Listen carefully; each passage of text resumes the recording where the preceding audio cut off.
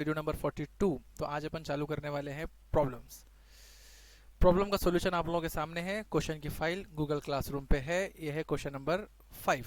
Question number 5 यहाँ पर है मेरे पास। क्या बोलता है देखो, Good Bye Limited went into liquidation with the following liabilities. Good Bye नाम की एक कंपनी है, उन्होंने लिक्विडेशन कर दिए, बंद हो गए उन्होंने, और कुछ लायबिलिटीज है उनके, वो डिटेल दी है अपने को नीचे, उसको ध्यान में रखते हुए अपन कुछ काम करेंगे आज। क्या बोलता है देखो, सिक्योर्ड क्रेडिटर है बोले 60,000 के, और जो उनके पास सिक्योरिटी रखे वाली है वो है 75,000 की। मैं क्या बोला था आप लोगों को कि सिक्योर्ड क्रेडिटर और उनके पास हम कुछ असेट मॉर्गेज कर देते जिसको हम लोग सिक्योरिटी बोलते। तो सिक्योर्ड क्रेडिटर को हमने कोई सिक्योरिटी दी है। सिक्योर्ड क्रेडिटर है हमारे 60,000 रुपये के, और उनके पास सिक्योरिटी रखी हुई है 75,000 रुपये की। ओके, उसके बाद में उसने हम लोगों को बोला प्रेफरेंशियल क्रेडिटर। प्रेफरेंशियल क्रेडिटर मैंने आप लोग बताया किसको बोलते। प्रेफरेंशियल क्रेडिटर कौन सी कैटेगरी के लोग रहते, अनसिक्योर्ड के लोग रहते हैं। अनसिक्योर्ड में दो भाग रहते हैं, एक प्रेफरेंशियल खुद, एक अनसिक्योर्ड खुद, और प्रेफरेंशियल एक। तो प्रेफरेंशियल क्रेडिटर कितने रुपए के, 18,000 के, और अनसिक्योर्ड क्रेडिटर 91,500 के। द लिक्विडेटर्स रेम्यूनरेशन, लिक्विडेटर बोल रहा मेरे को पैसे चाहिए, मेरे को रेम्यूनरेशन चाहिए 3% ऑन द अमाउंट रियलाइज्ड। जो कोई भी असेट का अमाउंट रिलीज करूंगा मैं, मतलब जितने भी असेट तुम लोग बेचोगे, जो कोई भी एसेट तुम लोग बेच मारोगे, वो सारे एसेट्स के ऊपर मेरे को 3% चाहिए भाई, ऐसा उसने बोला। And 1.5% on the amount distributed to unsecured creditor, और जो कोई भी पैसा अनसिक्योर्ड क्रेडिटर को मिलेगा उनमें मुझे 1.5% चाहिए। ठीक है। The various assets excluding securities in the hands of creditors fully realised 78,000। और बहुत सारे दूसरे एसेट्स भी जो थे, एक ही एसेट तो नहीं था इनके पास ये जो मॉर्गेज किया हुआ है, इसके अलावा भी और भी एसेट्स थे, वो सारे के सारे एसेट्स इन्होंने रिलीज कर दिए बोले 78,000 में। तो देखो, एसेट्स इन्होंने 78 में पूरे, अपने को डिटेल नहीं दिया कौन से एसेट है, डायरेक्ट बोल दिया कि 78,000 में हमने एसेट्स रिलीज कर दिए। तो 78,000 के एसेट्स ये रिलीज हुए, और 75 का एक एसेट ये हमने बेचे, और ये बेच के बराबर हमने 60,000 रुपये किसको पे कर दिए, सिक्योर्ड क्रेडिटर को। You are required to prepare the liquidators account. तो सबसे पहले क्या करना है बच्चों, ये फॉर्मेट रेडी कर लेना, बस ये फॉर्मेट को रेडी कर लेना। यहाँ पर कैश, ये डब्बा इब्बा बना के कैश वैश लिख के पूरा फॉर्मेट अपन एकदम तैयार रखना, और फिर एक एक करके उसके अंदर काम करते जाना। सबसे पहले हम लोग कैश लिखना। क्या लिखना सबसे पहले, कैश। तो क्वेश्चन के अंदर कहीं पर भी उसने हम लोगों को कैश नहीं दिया, cash in hand, cash at bank नहीं दिया, इसके लिए मैंने क्या किया, इसको डैश किया। उसके बाद में उसने बोला कि हमने एसेट्स को रिलीज कर दिए, सारे के सारे एसेट्स को हमने रिलीज कर दिए। कौन से एसेट को छोड़ के, सिक्योरिटीज को छोड़ के, क्योंकि सिक्योरिटीज का हिसाब अलग से होने वाला है। हमने एसेट्स को रिलीज कर दिए, fully released at rupees at 78,000। तो ये 78,000 में हमने एसेट्स को क्या कर दिया बच्चों, रिलीज कर दिया। यहाँ पर आ गया। फिर हमको दिखाना है surplus on secured creditor. Secured creditor पे सरप्लस कितना है, तो सिक्योर्ड क्रेडिटर है 60 के, और उनके लिए हमने जो एसेट्स बेचे हैं वो है 75 के। तो ये 75 के और एसेट रिलीज हुए, तो टोटल एसेट जो रिलीज होते हैं ना बच्चों, वो ये प्लस ये रहेगा। ओके, तो 78,000 के एसेट्स रिलीज हुए जो कि सिक्योरिटी के नाम पे दिए हुए नहीं थे, और 75,000 के और एसेट रिलीज हुए जो कि सिक्योरिटी के नाम पे दिए हुए थे, और वो सिक्योर्ड क्रेडिटर को हमने 60,000 उसमें से पे करके, वहां से कितने पैसे बच के आए, 15,000 बच के आए। समझे क्या, देखो 60,000 हमने देना था, 75 की उनकी सिक्योरिटी थी, तो ये 75 की सिक्योरिटी में से, अरे इसकी तो, ये 75 की सिक्योरिटी में से 60 पे करे तो 15,000 सरप्लस आ गया। ये 78 और ये 15। अब क्या करना, पेमेंट की साइड पे जाना और एक एक करके लोगों की पेमेंट करना चालू कर देना। कैसा पेमेंट करना चालू कर देना वो भी देखेंगे। चलो, तो सबसे पहले हम देंगे लीगल एक्सपेंसेस। तो लीगल एक्सपेंसेस कहीं देने को उसने हमको नहीं बोला, और जनरली बोलता भी नहीं है क्वेश्चन के अंदर, तो हमने लीगल एक्सपेंसेस इनको नहीं दिए, डैश कर दिए। फिर उसने बोला कि बाय लिक्विडेटर्स रेम्यूनरेशन, लिक्विडेटर को रेम्यूनरेशन देना है। तो ध्यान दो इधर थोड़ा, लिक्विडेटर रेम्यूनरेशन दो अलग अलग चीजों पे देना है, 3% ऑन अमाउंट रियलाइज्ड या assets realised, and 1.5% on unsecured creditor. देखो मेरे बच्चों, इधर ध्यान देखो थोड़ा, 3% देना है असेट्स जो हमने रिलीज किए, और 1.5% देना है अनसिक्योर्ड क्रेडिटर को जो अमाउंट डिस्ट्रीब्यूट किए। मैं आप लोगों को सिंपल सा बता देता हूँ, हमने असेट्स कितने रिलीज किए, हमने असेट रिलीज किए 78,000 के यहाँ पे, और 75,000 के यहाँ पे। तो अगर टोटल हम लोग बात करें तो 75,000 प्लस 78,000, 1,53,000 के हमने असेट्स रिलीज किए। मतलब 1,53,000 पे 3% उनको रेम्यूनरेशन देना है, मतलब 4,590। ये आया क्या अपन देखेंगे। चलो, तो ये देखो 1,53,000, ये 1,53,000 कैसा आया समझ में आया ना, ये 1,53,000 आया, ये 78,000 प्लस 75,000 दोनों असेट्स हमने रिलीज किए, ये असेट भी और ये असेट भी, तो 1,53,000। इसके ऊपर कितना देने को बोला उसने हमको 3%, तो ये 3 डिवाइडेड बाय 100, तो ये आ गया 4,590। ये आ गया अमाउंट किस पे, 3% ऑन अमाउंट रियलाइज्ड, असेट्स जो हमने रिलीज किए उसके ऊपर 3% दे दिए, आ गया उनका रेम्यूनरेशन यहाँ। ओके, उसके बाद में उसने बोला 1.5, डेढ़ बोले तो 1.1.5 बोले तो 1.5 amount distributed to the unsecured creditor, और अनसिक्योर्ड क्रेडिटर को जो अमाउंट डिस्ट्रीब्यूट होने वाला है उसके ऊपर 1.5% चाहिए। अब मैंने आप लोग बोला कि अनसिक्योर्ड में दो भी लोग ले लेना, प्रेफरेंशियल क्रेडिटर को भी ले लेना और अनसिक्योर्ड क्रेडिटर को भी ले लेना, दोनों आते हैं उसके अंदर, अनसिक्योर्ड के अंदर दोनों आते हैं। बात हमेशा हमेशा नोट डाउन करके रखो, ध्यान में रखो इस बात को, अनसिक्योर्ड के अंदर हमेशा दोनों लोग आएंगे। तो प्रेफरेंशियल क्रेडिटर ले लेना 1.5% ऑन, मेरे को अमाउंट नहीं मालूम है बेटा, अभी अमाउंट नहीं मालूम, इतना मालूम है कि प्रेफरेंशियल क्रेडिटर और अनसिक्योर्ड क्रेडिटर दोनों के ऊपर 1.5% देना है। तो 1.5% ऑन प्रेफरेंशियल क्रेडिटर 18,000 मैंने यहाँ पे लिख दिया, लेकिन मेरे को अभी एग्जैक्टली मालूम नहीं है 18,000 कहाँ पे है, मैंने अभी पता नहीं किया।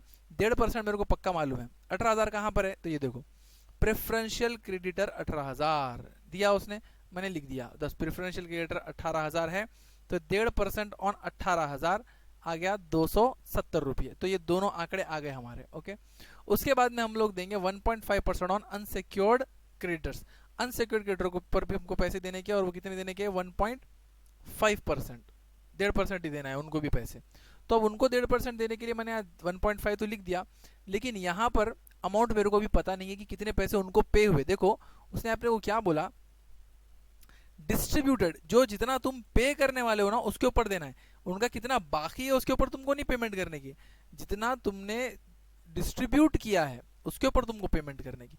तो यहाँ डिस्ट्रीब्यूट का अमाउंट हमारे लिए बहुत इंपॉर्टेंट रहता। तो जब कभी भी ऐसी सिचुएशन क्वेश्चन के अंदर आ जाए कि अनसिक्योर्ड क्रेडिटर के ऊपर आप लोगों को रेम्यूनरेशन मांगे, तो कैलकुलेटर उठाओ, क्या उठाओ, कैलकुलेटर उठाओ, कैलकुलेटर, हथियार नहीं उठाना है, कैलकुलेटर उठाना है।